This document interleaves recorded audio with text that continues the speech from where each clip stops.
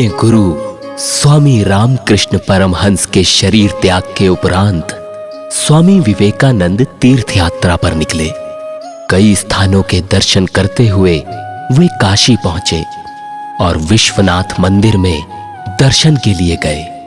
दर्शन कर जब वे मंदिर से बाहर आए तो देखा कि मंदिर के सामने कुछ बंदर इधर उधर चक्कर लगा रहे हैं। उन दिनों स्वामी जी लंबा अंगरखा पहनते थे और सर पर साफा बांधते थे।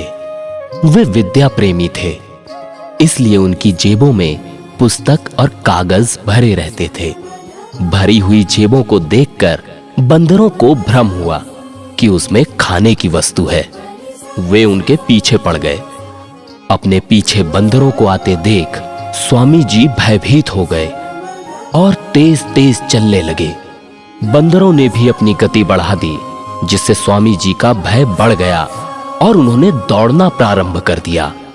लेकिन ये क्या, बंदर भी उनके पीछे दौड़ने लगे। अब स्वामी जी को समझ ही नहीं आ रहा था कि वे क्या करें।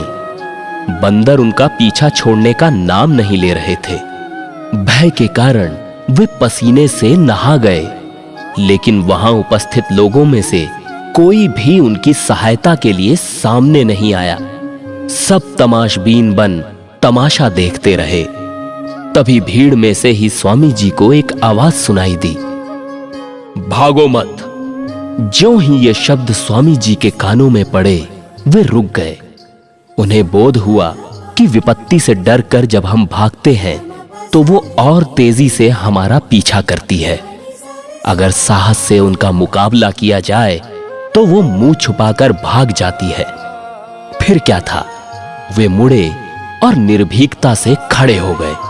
उन्हें देख बंदर भी खड़े हो गए। थोड़ी देर खड़े रहने के बाद वे सभी बंदर वापस लौट गए। इस घटना से स्वामी जी को गंभीर सीख मिली। उसके बाद समाज की बुराइयों को देख वे कतराए नहीं और हौसले के साथ उनका सामना किया।